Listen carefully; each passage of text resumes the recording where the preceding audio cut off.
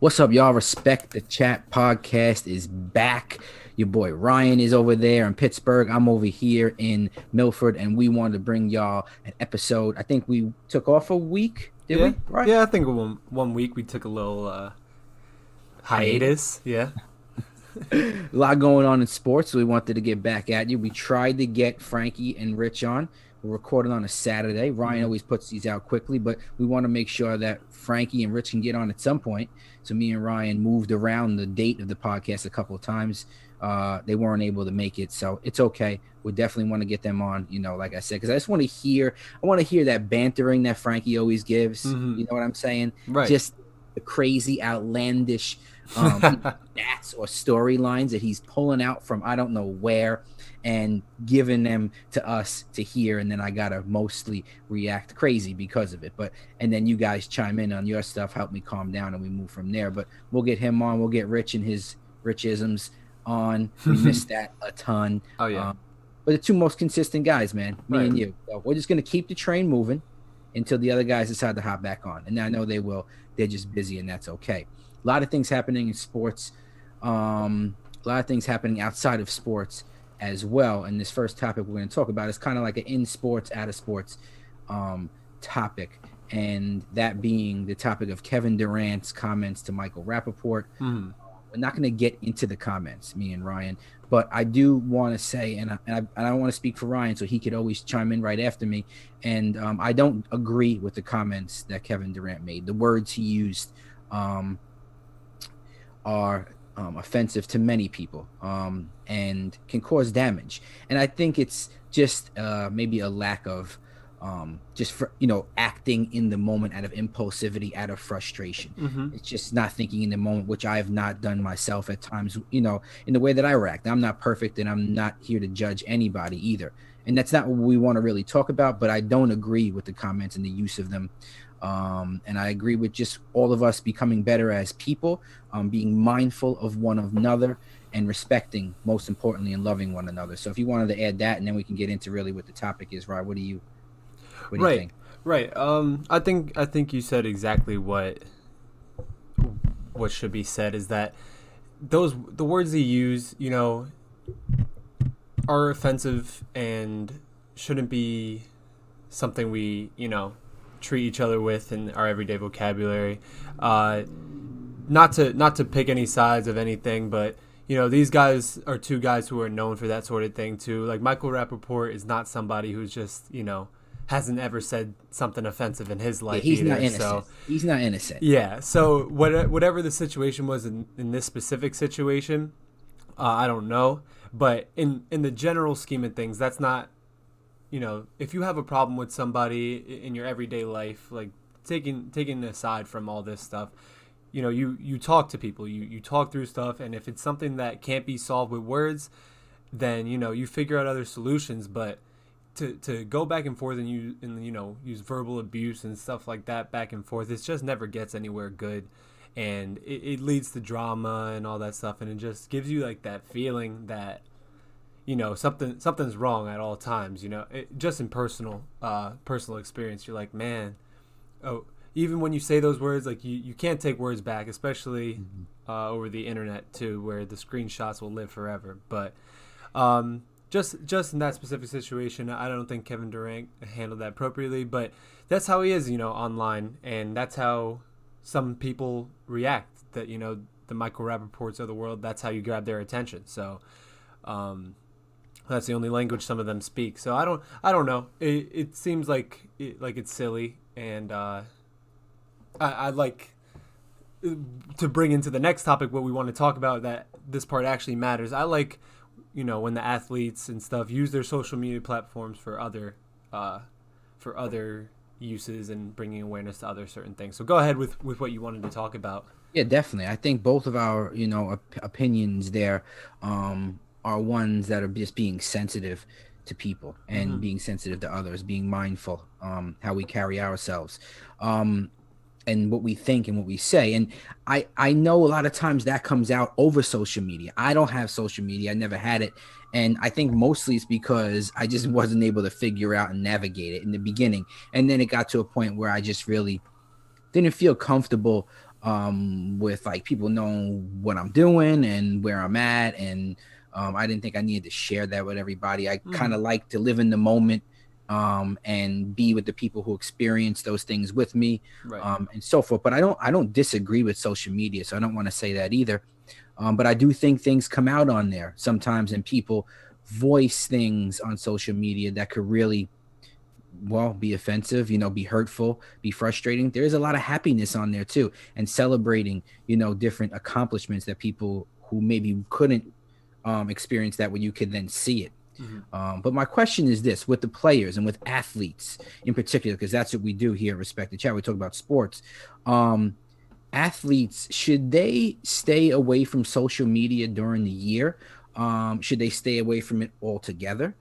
I don't agree with that. I think social media is a huge outlet for them to make money, to be, for their fans to be closer to them, Mm-hmm. to, display accolades and things like that. So I think they should be allowed on it. I want to say that. But I'm not quite sure if they should be on it during the season, and whatever season it is, whether it's basketball, baseball, Mm-hmm. football, hockey, UFC, anything like that. Though the fight game seems like it's a little bit more of a different animal, but Right. at least with those major so-called sports, that we all think about. What do you think? I don't know. Yeah, I want to hear what your opinion is, Mm-hmm. and then I want to try to work through my own, through it. But what do you think? Because I know you are on social media, and you are of a generation who does use it very well, and for the right ways a lot of times, and sometimes for the wrong. But what's your Mm-hmm. opinion on it? Yeah. Well, I think there's two. It's not a straight up easy answer. It's definitely twofold. Where one, the benefits of it, of athletes being on social media, regardless of if it's for something useful, um, like bringing awareness to certain things, certain items that are popular or necessary to talk about in today's world. And then there's another side of things where you have people like Skip Bayless, Shannon Sharp, Stephen A. Smith, guys like us just talking about sports, just dissecting the sports. And sometimes athletes feel like it's their responsibility to defend themselves somehow. And with social media, I've seen a lot of that on Twitter where someone will post like an out of context clip of Stephen A. Smith or something like that saying something, and then they'll feel the need to comment back. Um, Whether I agree with that or not, I don't know, but I think that it is something that is good for content, for to bring light to sports, to bring popularity to sports. Because then look, he says something like this. Let's say I'm just using Damian Lillard as an example. He's someone who's very active on social media, is very he's not afraid to tweet back at Skip Bayless or something like that, or tweet what his thoughts are. And I think the back and forth could be good because you have these TV hosts who are making money to say whatever the heck they're saying, right? And sometimes it goes without rebuttal, Mm-hmm. and the athlete chirps back or whatever it is, and now they have another segment to talk about. Oh, look, Damian Lillard responded to me doing this. So it's just, I think, it's an evolving thing where it could be used in the right way, where a little back and forth is not always a bad thing. Everyone always has to agree at all times, but as long as it's not something so hurtful that you're saying it over the internet, and you feel empowered to say words that you would never really say. I think that it could be a good thing, because look at one thing I like to bring an example in it is the MLB, right? The MLB has been, baseball has always been, America's pastime, this, and that. And my generation, at least, it's not very popular. It's Mm-hmm. not a sport where you see a lot of people, around my age or younger, running to go see, running to go check out, Mm-hmm. really interested in talking about the players. Most people, I would say, who aren't big baseball fans and are sports fans couldn't name 20 guys in the MLB right now. And Definitely. the thing about it is, I guarantee that those same sports fans could probably name 20 guys in the NBA, name 20 Yeah. guys in the NFL. And I think the reason for that is the presence of social media for these other sports and how big it is. It's like the new news outlets, And I think MLB is just a little bit behind on that with, you know, they have a big hand in controlling their content, doing a lot of copyright stuff with, just not allowing the game to be spread unless it's within their network, like their MLB.com stuff. But I think they're I could be wrong, but I thought they might be leaning towards changing all that stuff if they haven't done it already. Mm-hmm. But I think in terms of social media, that's the benefits of it for sports. What do you think about that? Do you think that it's the availability that the players make themselves? Because like you said, Kevin Durant is known to clap back at different people Mm-hmm. that either hit him up, in his DMs, or hit him, on a message, and he's reading the feed. He's been known to go back and forth with people, which I don't think he needs to. Mm-hmm. He's one of the greatest players on planet Earth, and when it comes to playing basketball. And I don't think he needs to feed into really any of those comments, positive or negative, at least during the season. I don't think ever, but particularly during the season when it's going to affect, maybe his play, Mm-hmm. his wallet. Um, More importantly, the way he's, viewed, even though he may not feel that way necessarily because he's reacting out of impulsivity, Mm-hmm. which a lot of times we do over text message or over social media. Because like you said, you can hide behind that and say those things when maybe you wouldn't say that to someone's face. So do you think it's the availability that the NBA, NFL, not so much NHL, but maybe NBA and NFL players make themselves on social media that the MLB and the NHL doesn't? Because, like you said, I seriously couldn't name 20 Major League Baseball players right now. Mm-hmm. Now, I grew up a baseball player. I started playing when I was probably like 6 years old, played all the way into my teenage years. Baseball was my favorite sport ever. I could tell you everybody Mm-hmm. from the mid 90s to the early 2000s. Baseball was everything. I knew everything about it, Mm-hmm. super involved. And now I couldn't tell you 20 players, Right. I think the NHL is partially at fault of that as well, of the things you're saying MLB does as well, because there is great athletes in the NHL. The NHL does better at exposing, not exposing, Yeah.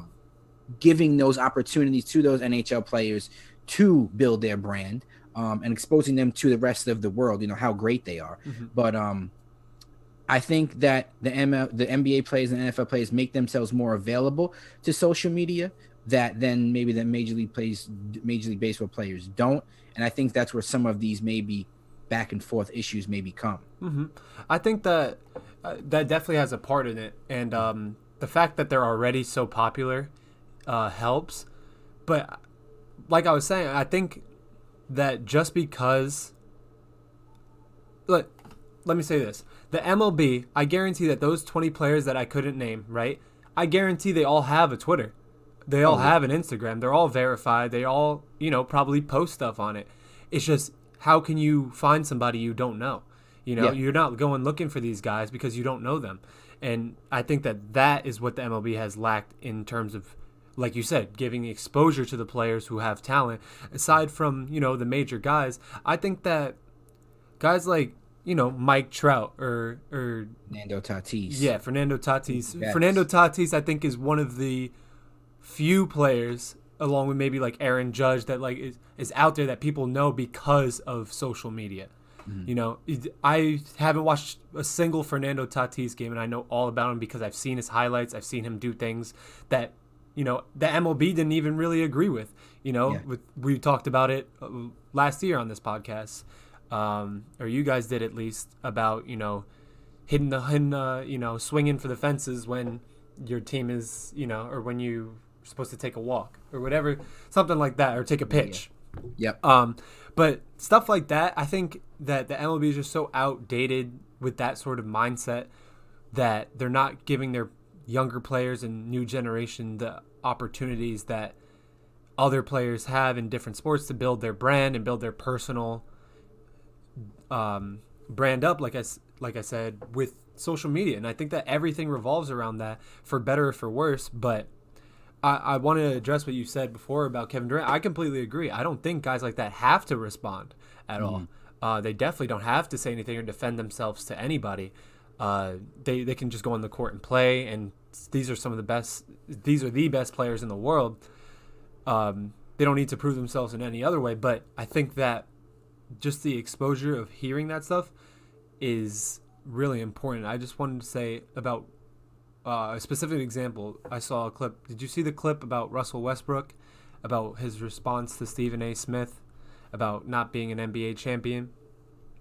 I didn't see exactly. I heard Mm-hmm. about it though. Someone Yeah, I heard someone commenting on it. yeah. So in a nutshell, pretty much what he said was he was responding to Stephen A. Smith, not saying he's doesn't have a ring, probably won't win one, um, saying that I don't have to. He said, in paraphrasing here, I don't have to be an NBA champion. You know, I came from the streets and I made it to the NBA. I'm already a champion.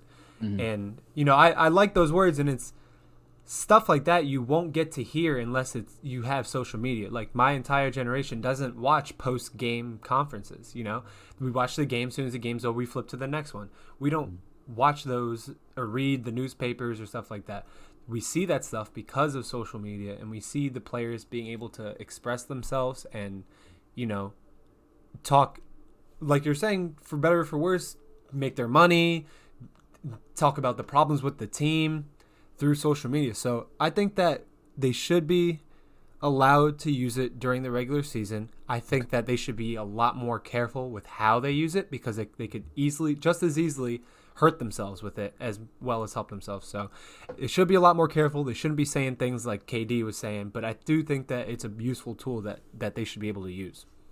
I agree. I definitely agree. I think they should be able to use it, but be mindful of how they're using it and who they're commenting back to.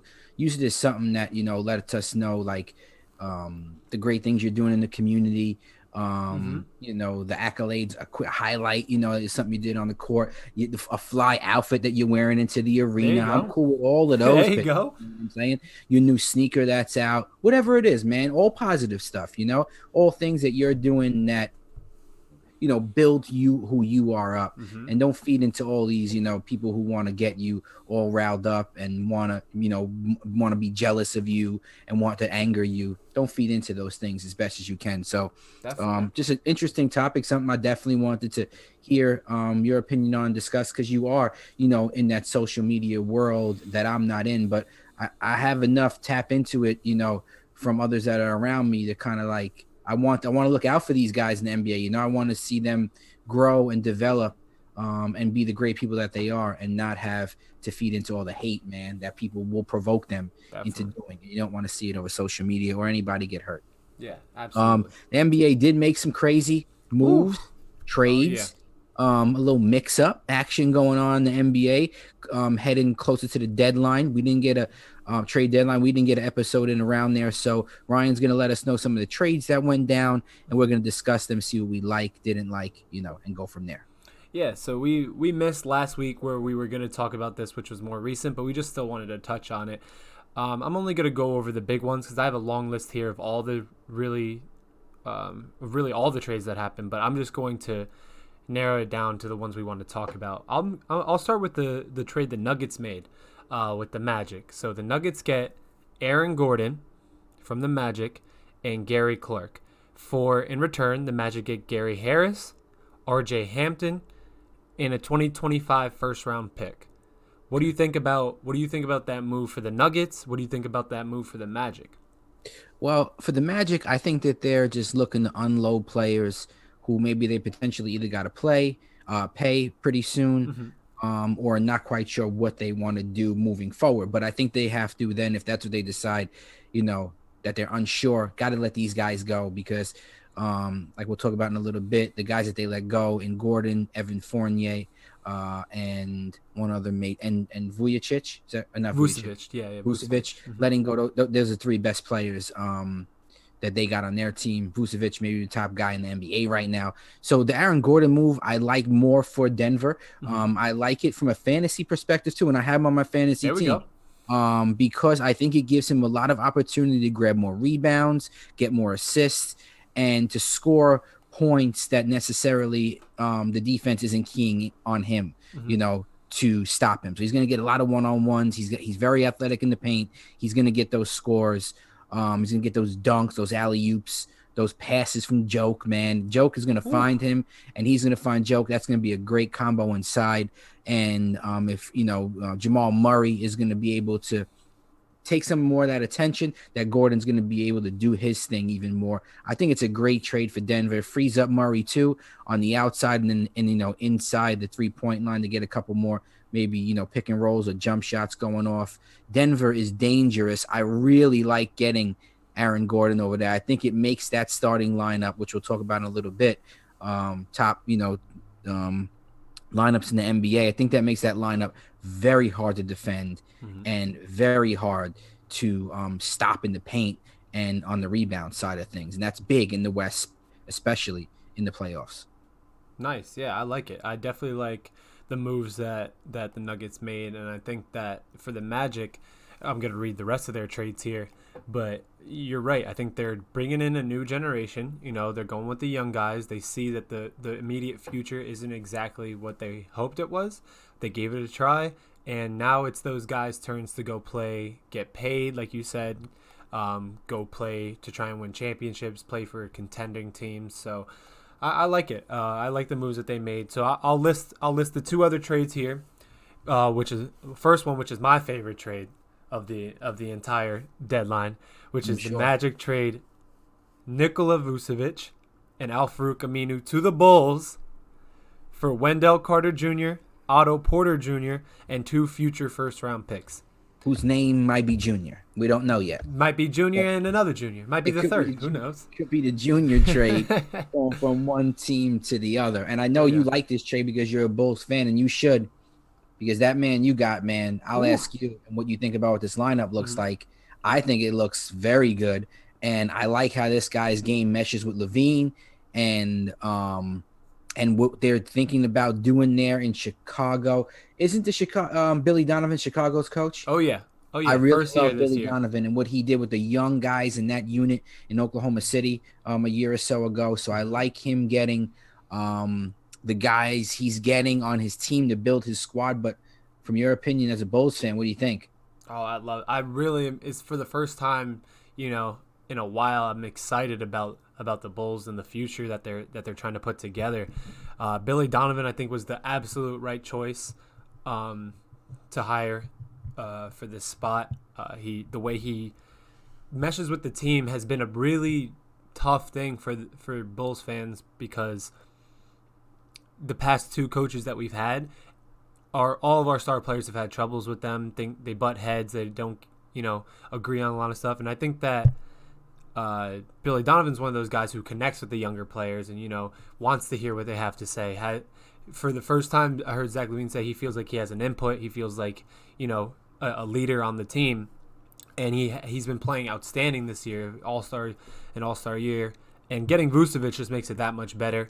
That's what we were needing, a dominant presence inside, a scoring presence that isn't LaVine. And we can move Markkanen outside now. I know Lauri Markkanen, he's 6'10", 6'11", but he doesn't like to play down low. He's skinny, he's long, he likes to shoot the ball, he likes to spread the floor, and we needed that big guy like Vucevic to dominate down there. So I'm excited about that trade. That's what's up. I'm really excited. And the next one, you should be. That's a serious basketball player. Yeah. To get on your team. That guy has made a name for himself the last 2 years, and particularly this year. To say, man, I'm here, NBA, and now I'm going to Chicago, and me and Zach LaVine are going to hold it down. Yeah, and I'm looking forward to maybe like a play-in spot. How they're doing that play-in tournament for the last 2 seeds. I'm really hoping for a spot like that in the East. That would be a big improvement, just a shot at making the playoffs this year, to then build into maybe getting some more guys next year, and so on and so forth. The Magic also moved Evan Fournier to the Celtics for Jeff Teague, who they then waived. He's now a free agent, Jeff Teague, and he could have been signed by someone else in the recent week or so, but I don't know that. And they also got 2 future second-round picks for Evan Fournier. So they're just unloading all their guys, trying to build up picks, trying to get ready for what's next for their organization. So moving on to the next big trade, in my opinion, uh, that was the Raptors move. Hmm. I think that this was, a pretty significant trade for role players for both teams. So the Raptors trade Norman Powell, who's like their six man, sometimes starting, shooter, lights out shooter, scorer, to the Blazers for Gary Trent Jr. and Rodney Hood. What do you think about that move for those teams? It confused me a little bit because, as you and I know, we're both fans of Gary Trent Jr. We've talked about this privately before. Mm-hmm. I thought Gary Trent Jr. was that type of player who stepped in really well when CJ McCollum went out with injury, meshed well with that Portland Trailblazer team. Thought was a young guy who they were like, okay, we got this guy nice and young. He's building with Lillard and McCollum, great wing player. Another guy to match with those two guys, can score, could play defense. I Definitely. really thought he was going to be there, Mm-hmm. and then they trade him to Toronto, and I mean Toronto got back a player who I just talked about his accolades, and the guy I think he is a very good player, I think, and only going to get better. Mm-hmm. I think he's going to do well in Toronto. I don't know exactly what Toronto's direction is because they were shopping Kyle Lowry over the trade deadline or supposedly that was the story. So I don't know where they go from there Mm-hmm. and the team that's going to be built around Gary Trent Jr. or if he even stays there. But I like moving forward and then being competitive with Siakam, Kyle Lowry, and Gary Trent Jr. I like that combo over there. But I really like this move for Portland Yeah. because I think Norman Powell is a guy that not many NBA fans know, Mm-hmm. but should, because he has been silently killing it over there in Toronto for the last 2 years as well.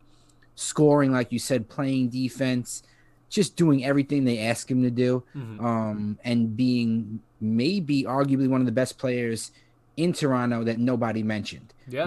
There's so much hype around Lowry, and rightfully so, and so much hype around Siakam. But I think Norman Powell was the guy who was keeping them in a lot of games, and with his defense and with his offense. Now adding him to Portland Yeah.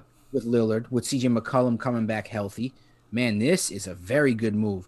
And then the center just came back recently. Nurkic, Yep. that's his name, right? He just came back recently. So they're gelling well. We'll get to that maybe in the topic of starting fives, who's great. But man, I just think again, and this is why I keep mentioning this so far when you brought up these teams in Denver and in Portland. I think by them making the trades they did, Mm-hmm. they have put themselves in that top five. Starting five who could be top five in the league to me. Mm-hmm. They are just so good. They made improvements that are really going to help them come playoff time. You like this move as well? Yeah, I think exactly what you said is right, and you see teams making moves that they know where they're lacking, and especially if they're a competitor, to try and win a championship, they know those spots where they can use that extra boost. And I think that the Blazers got exactly what they needed: an extra guard who can defend, who could score, who can give them a little boost just in case. It's just in case that deadly backcourt duo is, either have an off night or getting, their scheme drawn up a little too well in a 7-game series. Is going to be tough. Now you got to figure out a third guy who can really score the ball in volume too. Oh He yeah. he can come off the bench and put up 20 before you even know he's in the game. So I think that's a really good move. And then for the Raptors, they get a young guy in Gary Trent Jr. who has been playing phenomenal for my fantasy team over in Toronto. And I think that he has like a little bit more free reign. I feel like in Portland, he felt like he was in more of a structured setting where, okay, I got to shoot the ball and I got to defend. And he stuck to that and he played it really well. Mm-hmm. But seeing him on Toronto, it looks like he is just doing his thing. He's playing loose and comfortable. He's shooting the ball off the dribble. He's, Yep. still doing his hustling and his defense. But I think that he feels a little bit more comfortable being himself and not thinking, oh, well, I got to fit in this structure if I want to be on this, competitive team.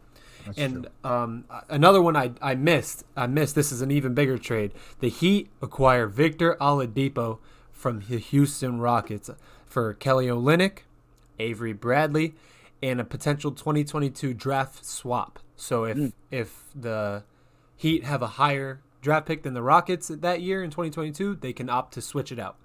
Okay. So what do you think about that? Like we're saying, building top five roster, building your starting five up. What do you think about that Heat roster with Victor Oladipo? Man, I think this guy should have went there like 2 years ago or whatever it was before he decided to go to either Oklahoma or a couple of years ago, whatever, Oklahoma City or I mean Indiana, maybe that yeah. move was justified, whatever. But when he went to Houston, I think he should have went there sooner. Victor Oladipo plays Miami Heat basketball. He fits Hmm. into that culture really well. I know I've heard him say that a big reason why he went there, which is a big reason why Jimmy Butler went there, is because of Dwayne Wade and their relationship with Dwayne Wade. Dwayne Wade needs to be a GM, I think, in the NBA. I really do. I think this guy has such great relationships with players. He's a guy that's been through every situation, free agency wise, drafted probably not where he should have, Hmm. he probably should have went higher I mean, how could he go any higher than LeBron and Carmelo, but and those guys in that year, but he's just, not really looked upon, really, big coming out of school into the potential that he turned into the Hall of Fame player. So shout out to Dwayne Wade and the Miami Heat and figuring out how to get Oladipo because I think he's a really good defender. He's still got his athleticism. He's definitely a guy that could help out. I really believe help out Tyler Hero a ton. I think he could be a huge mentor to Tyler Hero Hmm. in how to play at that body style in a two guard position. Oladipo is not the biggest, strongest guy at the two guard position where he mostly played his career. Neither is Hero, but they possess very, very different skills. Hero's more of a shooter, slasher. I mean, shooter, mid range shot type guy, comes off, slashes off the ball a little bit, but Hmm. not as much as Oladipo, who's more explosive, gets to the hoop. Oladipo could shoot the rock as well. They both could shoot. And, offensive defense, they're very well, is what I'm really trying to say. But definitely a mentor guy that Hero could look at. And Duncan Robinson can look at as well and can give those young guys some real nice structure to build off of. Hmm. Help out Jimmy Butler. Of course, Oladipo's offense will help him out. Jimmy Butler likes to play defense. So does Victor Oladipo. Just that culture in Miami, man. It's what's his name? Not I want to come. Who's the big guy over there? Bam Adebayo. Yeah, well, out of bio, man, it's gonna free him up in the lane a little bit more. Into grabbing rebounds and Yeah. grabbing some dunks, some alley oops. Just Victor Oladipo helps Miami out a lot, and Miami helps Victor Oladipo out a lot. Yeah. Yeah, I agree. I think that it's gonna take a little bit of figuring out as it always does with these sort of Mhm. things, but I think that piecing him into this lineup adds that extra element that you were saying he fits right in. He plays that style of basketball that they've been trying to play. He plays fast, he plays strong. And like you said, he's not the biggest guy, but he's super athletic. He plays super hard, and he could score the basketball. He gives Jimmy Butler a bit of a rest, gives guys like Tyler Hero and Duncan Robinson the ability to stretch the floor and play in space because he's drawn a little bit of attention more than an Avery Bradley would if he were still there. So I like that. I like the move. I don't know if I think it's championship winning. I don't think now all of a sudden they're the favorites, but I do think it puts them. It makes them better. I think that's the point of this whole trade deadline is to you make your team better, and as long as you made your team better, or you stuck to your goals for the future, then you did well at the trade deadline. So there's a couple ones I could breeze over here. Big 3-team trade with the Sixers. So the Sixers were looking at guys like Kyle Lowry to get what we were saying. I think they were listening to Respect the Chat, the Sixers. Mhm. A true Which point everybody guard. should be. Which everybody should be. Exactly. They're trying to get a point guard. What's all that? What that is about? We've been saying it. We know exactly what it's about. Mm-hmm. But they get George Hill instead. Okay, they get George Hill and Brad Zekis from the Thunder and the Knicks. The Knicks get Terrence Ferguson, Vincent Poirier, 2021 second round pick, 2024 second round pick. And the Thunder get Austin Rivers, Tony Bradley from the Sixers, Austin Rivers from the Knicks, 2025 second round pick, 2026 second round pick. So we see the Thunder again, pick after pick after pick. In the next 5 years, they have 30 plus picks, 17 first round picks, 17 second round picks. That's the Thunder. That's the Thunder. Yes. Did I Oh say my Sixers? gosh. No, The no, I think Thunder. you said the Thunder. Yeah, I just wanted to make sure I heard you Yeah. right. Yep. The Thunder. And then Sixers get George Hill, that point guard Yeah. that we've been talking about. They need. Really quick, what do you think about that? They need more than George Hill. Yeah. And I think you agree as well. In if they're gonna move forward with really utilizing Ben Simmons' game. We've said this Mm-hmm. before. Sixer fans are going to get at me again over and over. I'll get the text messages during the week. If the episode comes out, shout out to Group Home and everybody else out there. But, like I said, I think George Hill helps take Simmons off the ball. I don't know if he's going to start or come off the bench. Maybe that second unit Mm-hmm. looks a little different, once Embiid gets back as well from his injury, and Simmons can play off the ball a little bit. Tobias Harris can keep doing his thing. He's been playing great. Right. And then George Hill could, run control the ball coming up the court and kind of let those wing guys go. Simmons go. Tobias Harris spot up. Help out Embiid in the paint, not get it Mm-hmm. clogged up as much. So I think it's okay. The Knicks, I like, the Knicks didn't give up much with Austin Rivers, getting rid of Austin Rivers. He wasn't doing much over there. I would honestly like to see the Knicks make more of a move to get John Collins or another forward, or maybe, I don't know, a bigger two guard in there to really help out RJ Barrett and to help out Julius Randle. They didn't do too much. Okay. I think those are trades in there, like you mentioned, that are more in the favor of the Thunder, because the Mm-hmm. Thunder get to build, and that's exactly what they wanted to do. And that's, I think, a reason why I think Billy Donovan even left there, because he was moving forward with the guys he had, building what he had, and they were like, we kind of want to still go young. I don't know if Billy wanted to stay around for that. So they definitely are going young, and Mm-hmm. it's happening. In the next couple of years, that team will look very different. Oh yeah. Um, I think even with Rondo too going to the Clippers, Yep. I think that was a good move for teams that maybe you should have picked up a guard. Maybe how doesn't he should end up in Philly? How does Rondo not end up in Philly True. to set people up? Rondo sets people up so well, and his defense and grit would be something I think that would really match well. Doc Rivers over there in Philly coached him before Mm-hmm. in Boston. I don't know, man. I think he would have done well in Philly. I like him then going to the Clippers though and helping those guys out. Um, I think the NBA did well with moving guys and teams that are really good, getting players who make them even better, Mm-hmm. and teams that are looking to start young get assets and picks that they can move forward with. So I really like what the NBA did. What I also wanted to ask you on about is what you think about of these guys like LaMarcus Aldridge being bought out and then going to Brooklyn, Mm-hmm. and finally the release of Andre Drummond being bought out and him going to LA. Mm-hmm. Well, I think that these teams, these organizations, Lakers, Nets, their idea is we got to win now, right? Not next year, not the year after. It now, right now, and then we'll figure out the rest, right? And I think that the Lakers are seeing this roster that the Nets are putting together. They're like, okay, LeBron and AD, we're gonna need a little bit more. We're gonna need something else to help, because I mean, let's be honest, that roster without LeBron and without AD might not even make the playoffs in the West, in the Western Conference. And they maybe an 8 seed somehow, but that roster without them two is it needs some work. Say the And least. that's not a hit against them, because taking out LeBron and AD is not like just taking out two random players. It's taking out two of the best players in the NBA. So, Yep. but with LaMarcus Aldridge going to the Nets, I think that he adds an element of defense that they've been lacking. They give up points in bunches, and I think that a lot of Nets fans have been saying this. They need to get DeAndre Jordan back on the bench. The rise of the young guy Nicholas Claxton has been good. He's been playing a lot more minutes, taking a little bit of DeAndre Jordan's minutes. It's just the thing about DeAndre Jordan is he can't move on the outside. He gives up a lot of points to big men that can shoot, because he can't get out there and defend and make it back. If he can just plant in the paint, and make those kind of stops, he could do that. But Yeah. that's not today's NBA.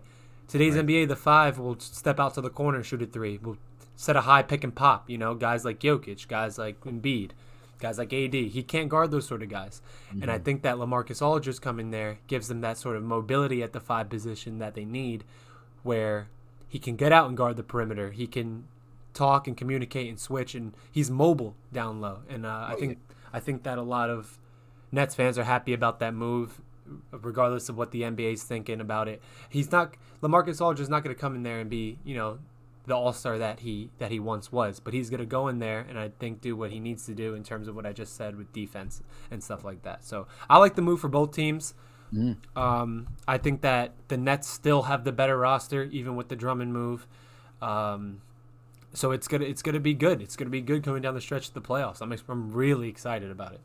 Me too. So let's stick on there on rosters. Mm-hmm. I mentioned a couple in the text that I sent you, but who do you think has the best starting lineup?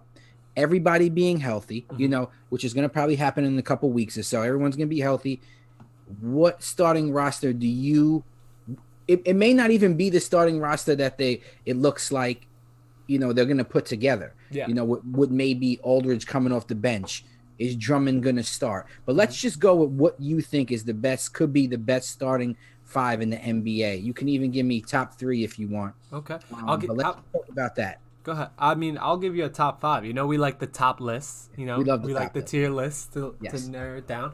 So I'll go from 5 down to 1. I'll go 5. I like the Denver Nuggets. I think that the Nuggets roster that they put together is very good. I like Jokic playing, probably going to be the MVP this season. Mhm. I like Jamal Murray playing better than he started out this season, trying to get back to how he was in the bubble. I like the Aaron Gordon trade. I like Michael Porter Jr. I like guys like coming off the bench. They're deep. They got Will Barton. They got Bull if he can put some stuff together. Yep. I like that roster. I think at 4, I'm gonna go with the Clippers. I still think that Kawhi and PG, more so Kawhi, has a lot left in them. I think PG does too. Don't get me wrong, but I think I just need to see it in the playoffs. Because we're talking playoffs here, top 5 roster that we think can win a championship. Yes. So, I still like the Clippers. I like getting Rondo. He's always performs in the playoffs, always without a doubt. At 3, I think I like Portland at 3. Okay. And I'm gonna tell you why, because Damian Lillard has been a top 3 MVP guy this season, absolutely, without a doubt in my mind. He should be in the talk for MVP. Getting CJ McCollum healthy again, getting Norman Powell like we were just talking about, getting Nurkic back, adding those guys coming off the bench. They're deep and they always cause problems for teams in the playoffs. And I think that adding Norman Powell is huge. I think that people really overlook how big that is for them when they can have another guard/small forward who can defend multiple positions, score at will, and he fits perfectly in that system. 2, I have the Lakers. I definitely have the Lakers at 2. Getting Drummond's big, Schroeder being healthy, AD, LeBron, Trez coming off the bench, maybe maybe even what's it called? The guys they have, Taylor Horton Tucker, he's been playing a little bit better. Pope. Yep, Caldwell Pope, guys like that. And I definitely, number one's got to be the Brooklyn Nets, 100%. James Harden is unreal. And the fact that he's playing alongside KD, Kyrie, I'm having a tough time thinking who's going to be the Finals MVP if they go all the way and win it. I'm having a tough time thinking who it's going to be if they do that. Kyrie has performed. We saw him perform in his NBA championship like an MVP. KD has won multiple. Harden's won multiple regular season MVPs. Puts up 40-something point triple-doubles. And then, of course, you have Joe Harris, who doesn't miss. You have guys like Blake Griffin now. Yep. LaMarcus Aldridge. It's just, it doesn't need to be said, but they have the best roster on paper in the NBA. I would like to see it come together defensively because Mm, they can put up 150 points, no problem. yeah. For the playoffs, I'd like to see a little bit more defensive work. I saw what they.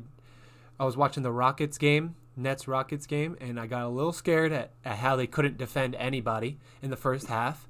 But they came back and won by a decent margin, so that And the was good. Rockets got nobody. Yeah, but they got guys like Kevin Porter and Daniel House killing them. Hmm. Christian Wood's gonna get his, but guys like the other two can't be killing you all game. So No. I think that the Brooklyn Nets to me have the best roster. That's my top five: Nuggets, Clippers, Blazers, Lakers, Nets. What do you got? And What do you got? it's hard. That's hard to argue. Mm-hmm. And I just wanted to add this because that'll be the only Houston Rockets talk that we do. The one we just did there. This other dude that I picked up in fantasy, which I think is a great matchup to Mm-hmm. go with Christian Wood, Jay Sean Tate. Yeah, Whoa, that dude could play. That dude could ball, man. yeah, I really, really like him. I like him over there. From a fantasy value, he's going to give me what he gives me, but I really think he could be a big time player over there. definitely. So just wanted to Young too, super young. give him a shout out. You went from 5-1.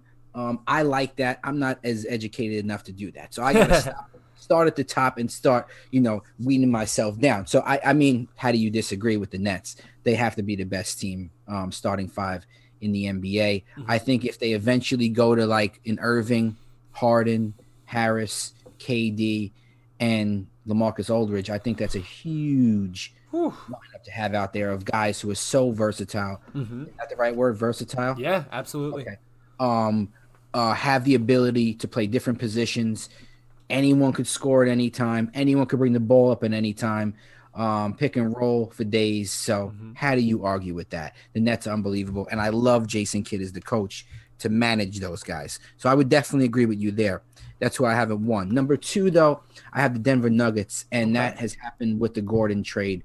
I just feel like what they did over there, which what they're going to do with Jamal Murray, Aaron Gordon, and Jokic is great. And then mixing in those other guys that they have over there in Denver who play, Michael Porter Jr. Like, come on, man. You know what I'm saying? Oh That yeah. guy is super freakishly athletic. I was watching the game the other day. I said, man, him and Aaron Gordon on the wings. How do you stop those two guys? Oh yeah. Jokic is going to get so much more one-on-one. And if he's backing someone down and the defense comes over, how he's going to be able to kick it to either Murray, to Porter, or Gordon cutting, maybe an alley-oop. I just think it opens up so much. It takes off some of the pressure of Porter, of being, of rushing his potential. And, hey, we really need a lot of scoring out of you. I think now he can kind of ease into that role and really become the player that I know he could be. That he should have been, at this point now, but injuries, have hurt him in playing time as well. Mm-hmm. So I just think Denver, man, is two because I just love Murray, love Porter, love Gordon, love Jokic. I'm a huge Denver fan right now. I love watching them play. At three, I wanted to go Portland. I really like the Lakers too. The Clippers are still there, but for me, it's got to be the Utah Jazz. Ooh, Still, there we Utah go. Jazz are an absolutely phenomenal team. Their record is unbelievable.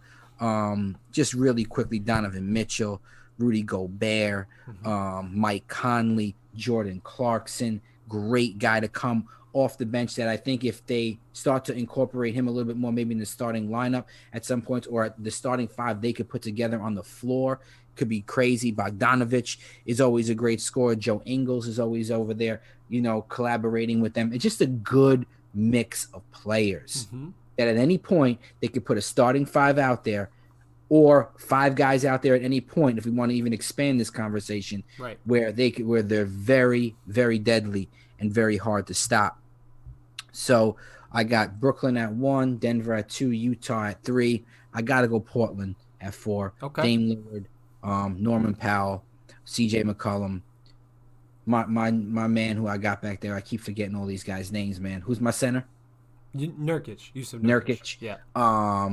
Unbelievable what those guys could do, man. They're so athletic. Oh yeah. All those players. They could score. They could run the ball. The ball could be brought up down the court by anybody. That dunk that Nurkic had was crazy last night. You Oh see yeah. that one Yeah. over Connaughton, Mm-hmm. and Connaughton could jump, man, and that was great. Just to Portland, what they could do, and the guys that they could throw at you, very very dangerous. And then at 5, I got the Lakers. Have to have them there, because I think Andre Drummond, what he's gonna do with Anthony Davis is gonna be crazy. What he's gonna do with LeBron James, they may get like 110 rebounds a game Yeah. combined, all those guys. Mm-hmm. So how do you argue with that? I still think the Lakers are missing the right point guard. I think they should have went after a point guard in the during the trade deadline. I like what Schroeder gives them. Um, AC Fresh is always nice. Maybe he could be mixed in there, but I just don't think they have the point guard spot solidified yet. But I do like their lineup at 5. An injury happens anywhere. I feel like we've said this before last Right. year. At any point, I think there could be a little trouble. So, but I definitely like their starting 5, and I think how do you match up with LeBron, Drummond, and AD? Mm-hmm. That's really really tough to stop. So, let us know out there what y'all think. Hit us up. I don't care how you do it. Comment on a video on Yep. Instagram. Text one of us. Let us know who you think is some of the top 5 NBA rosters, starting lineups or not in the NBA. We just wanted to try to stick to the 5 guys on the court. Do you have any more NBA stuff? No, I don't think so. I think that was everything we wanted to touch on for NBA. Okay, cool. So I just wanted to talk about the NFL draft for a second, Okay. and just the movement we've seen. We don't got to really get into that and trade wise, but just where really the major move was what San Francisco moving up to 3, right? Mm-hmm. So now it's Jacksonville, who's probably going to take Trevor Lawrence. Right. Jets, don't quite know what's going to happen there. San Francisco moves up. Mm-hmm. You got to think they're going to take a quarterback. Quarterback. Yeah. And I'd like to hear what my boy Chris Brown has to say, if who he likes and what he wants to do. And then it goes on. Then it goes on from Yeah. there. Of Dolphins also moved up. Dolphins trade picks with the Eagles, right? The 6th pick for the yeah. 12. So, So who? maybe I don't know if they're looking for a quarterback, but they're looking for somebody. Mm-hmm. In that range. Eagles move out of the top 10, which I don't think the Eagles should have done that. I Right. think silly move out of them. But most importantly, let me just ask a couple questions about this. Trevor Lawrence, do you think he's should be the number one? Should it be hands down Trevor Lawrence at number one for Jacksonville, or should Jacksonville possibly think about somebody else? I think at this Is it point, clear cut? Is it as clear cut as everyone makes it out to be? I don't think it's as clear cut. Like it's like Trevor Lawrence. Okay, what else? Like, pretty much the draft starts at 3, or at 2 or 3, where you don't even consider the first pick because you know who it's going to be. I don't know if it's like that anymore. I think that it was at the beginning of the season. Um, Everyone's saying Trevor Lawrence, Trevor Lawrence, Trevor Lawrence. I think that there's other guys now that prove themselves. I think Zach Wilson looks amazing from Mm-hmm. BYU. I think Justin Fields put on a performance at his pro day as well. He definitely improved his stock. I think Trey Lance, the quarterback, was it South Dakota or North Dakota? North Dakota, I North think. Dakota. I think Mac Jones even can make a case, not for one, but I think he can make a case to be in there amongst the top quarterbacks. But I still think he's the number one guy. I think you have to go with him. His physical ability, his arm is insane. He can run. He can do it all. He's still Trevor Lawrence. I think that, in my opinion, I think he's still the number one. I don't know if it's as clear cut, depending what you want to go for, what you're looking for in a quarterback. But I think that you can't go wrong with Trevor Lawrence at number one. That's for sure. What do you I think agree. about it? I agree. I think to me he's not the clear cut guy, my opinion, but I see how the NFL makes him the clear cut guy, Mm-hmm. and I see how he can be. I'll argue against somebody who's saying no, definitely this guy, and then it starts after that because of his size, his arm strength, his athletic ability, his winning that he did in Clemson, Mm-hmm. the leader that he is. So how do you argue with that? And I think Jacksonville needs to hit on this pick. Yeah. And if they pass on him and he's really good, you get a lot of flack for it. Oh yeah. If you take him and he's not as great, you did the right move. So I think Jacksonville, you did your, you did what you really should have done, so no one could be at fault for that. Mm-hmm. So from there, then the Jets still staying at 2. This could change, and we're just going with early predictions here. Yeah. The Jets are still staying at 2. They have a quarterback. Sam Darnold is their quarterback. Yep. They got a new coach in Robert Saleh. I try to reach out to Jeff fans all the time, particularly my boy Charles Lucci, man, big Jeff fan, and he doesn't necessarily want to see the Jets take Zach Wilson or any other quarterback at 2. He wants an offensive lineman.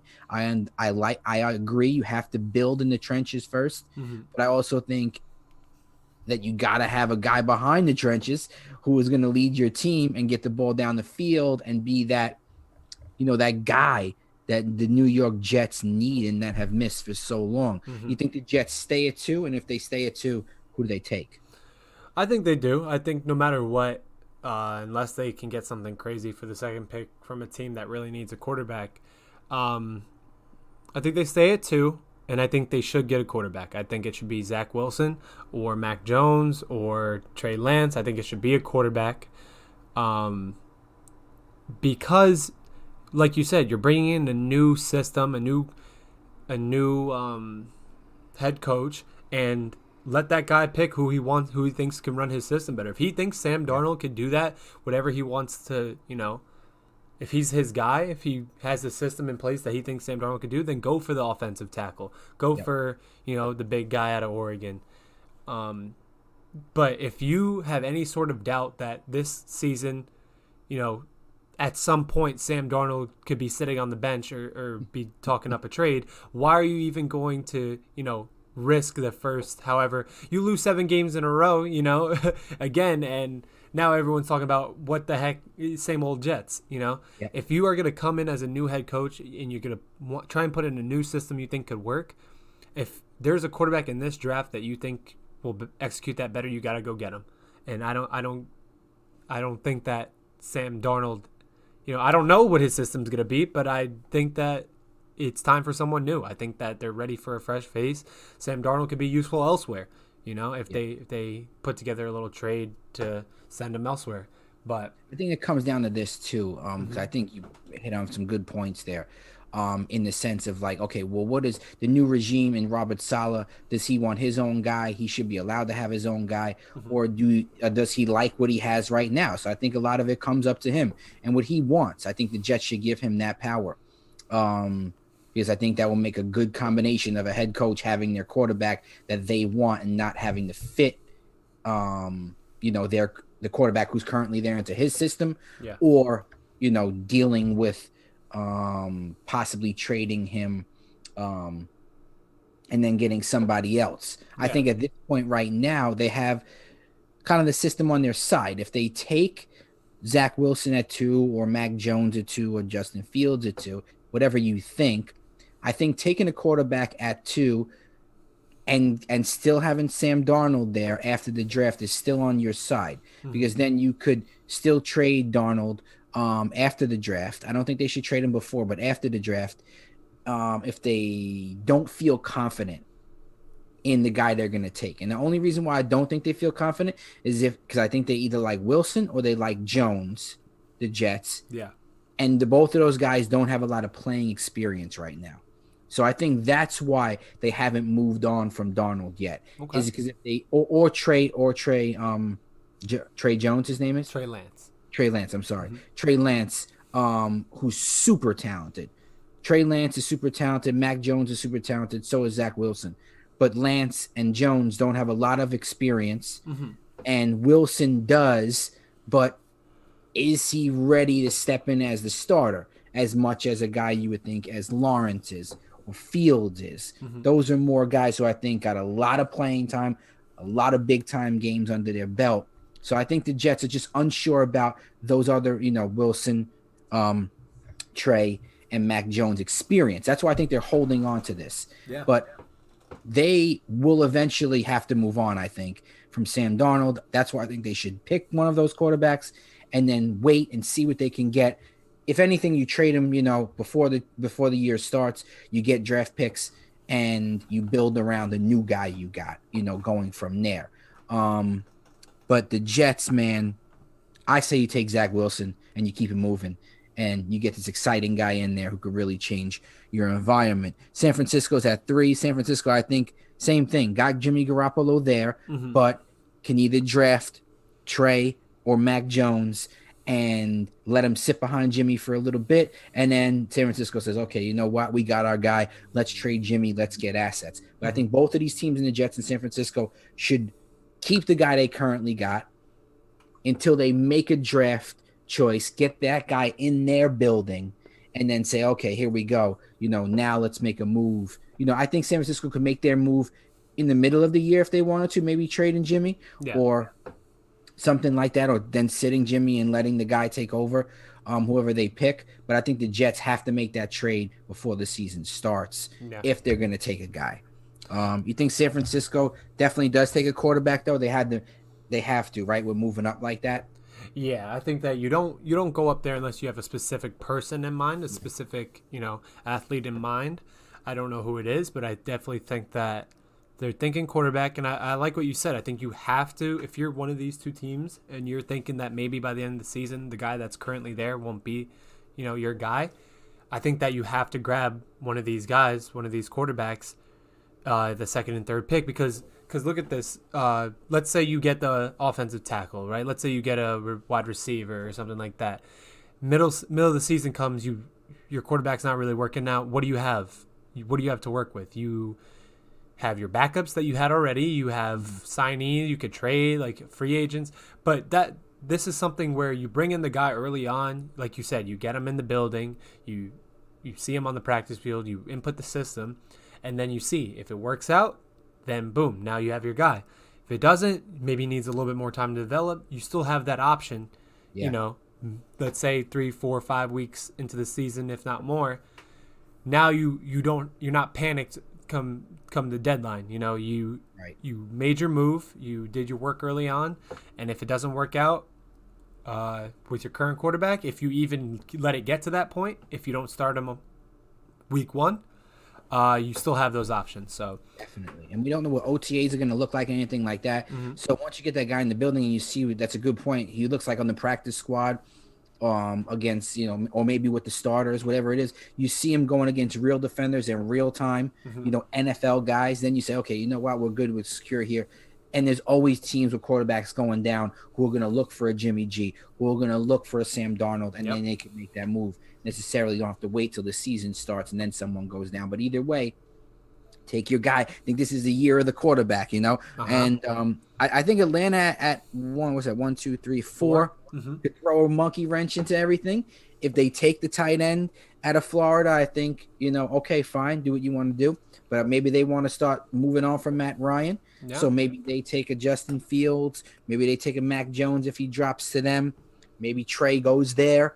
I like what these quarterbacks could really do for these teams in the offseason. I mean, we got more to talk about in the NFL, once I think the draft is like late April. So we'll save another episode for that and more information to go from there. I just wanted to hear at the top what you thought, what was going on. Definitely.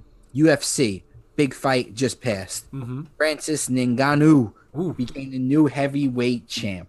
Knocked out Stipe Miocic in the second round. This guy becomes maybe the biggest heavyweight name that the UFC has ever had. Size, ability, knockout power, just superstardom, man. Oh my gosh.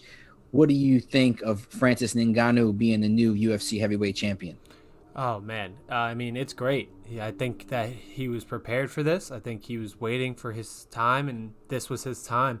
And what impressed me more than all the power that he has, because he has power, is how good his wrestling was during that fight. He scrambled, and he was taking out a top level wrestler with his scrambling, and he took his back, and it was just super impressive. I think the work that he's put in, with guys like Kamaru Usman and the other guys he's brought in, if that guy can wrestle you don't stand a chance, man.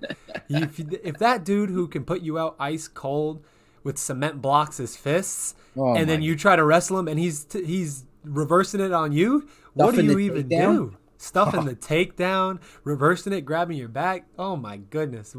This guy is legit. He is Bro, legit. when he stuffed the takedown, spun to Stipe's back, and just started hammering him, I said, "Oh my gosh, this is not good. The bet is going down. It's The bet, over. it's this is not good for anybody in the division." You think John Jones could handle him? Because that's got to be the Oh fight boy. that they make. Yeah, that has to be the next fight. I don't know. I haven't seen John Jones in so long that the last time I saw him, he didn't look like John Jones. Mhm. He But I think that his ability, if he comes back as John Jones that we know, could give him some trouble. He keeps him at a distance with his leg kicks. His kicks, I think, will be the X factor for Mhm. sure. John Jones, just to mix it up, keep Ngannou at a distance, at a comfortable distance that he likes to strike at. Um, I don't think that's gonna have much ground potential. Maybe in the clinch a little bit, but I think that fight stands most of it. Um, but I think Ngannou's legit. I think he Yeah. might hand John Jones's real first, legit loss Mhm.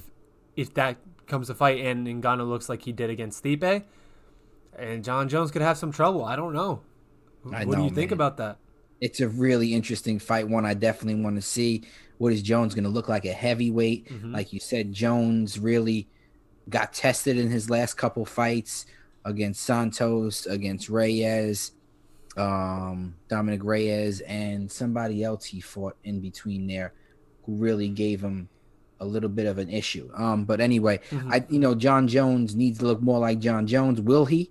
And will he look like John Jones at heavyweight? It's a whole nother story because Francis hits you. It's a whole nother ball game. It's a lot of weight to go up from, Yeah.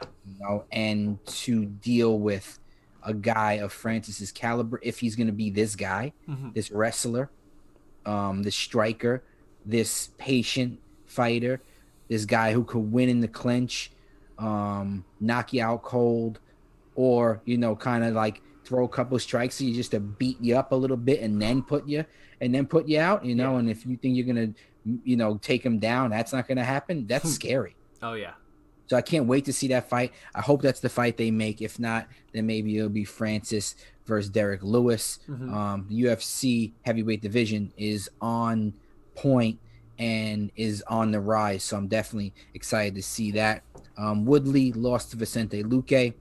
Maybe Woodley's out of the UFC. We don't know. Vicente Luque looks very good. Mm-hmm. But more importantly, that fight that was also on that card, Sugar Sean O'Malley, Oh yeah. man, he looked absolutely phenomenal, huh? Don't you want to Ooh. see him against a real contender? Yeah. Like, I'm not saying the guys really he's fighting aren't, but I am, with the exception of Cheeto Vera, making that kick to Sean's leg, and Cheeto is just a veteran. It's a tough fight, but I want to see him against like other high level bantamweights. Yeah.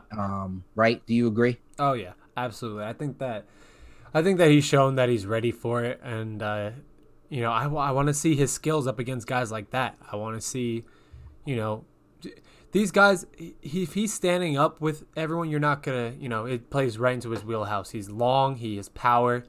I want to see him, fight somebody a little more versatile. Someone at the top of that division. I don't have any names in mind, but I think that his next fight needs to be a top 5 guy. It Yeah. needs to be a top 3 guy. He's I think he's earned. He's coming off a loss then a really good win. I think if he's healthy, I think he deserves at least a top 5 guy to see where he goes from there. Yeah. Well, the buzz right now is this. The buzz is, well, some we have definitives. TJ Dillashaw is coming back against Corey Sandhagen. Mm-hmm. Great fight. Rob Font is going to be matched up against Cody Garbrandt. Great fight. Both of those guys can knock each other out cold. Yeah. Aljamain and Peter Yan, they're going to fight each other again. So that kind of leaves O'Malley to fight maybe a guy like Dominic Cruz, who's got a little bit of a buzz going on. Jose Aldo, maybe somebody like that. Yeah. Frankie Edgar, maybe somebody like that. I don't know, but I think he maybe gets one more fight against not a top 10 guy or maybe even like a top 6 guy yet. He has to fight one more fight until Okay. this kind of plays itself out. Because I think the bantamweight division right now has a lot of good matchups Mm-hmm. and is a very exciting division. So man, this kid he's great though. He plays distance. He's got a lot of power. He's unorthodox. He's flashy. You don't know what you're gonna get. His ground game is good. His striking game is good.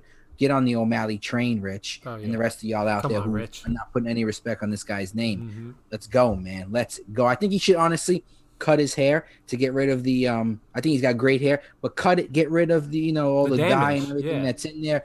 Get yourself back going.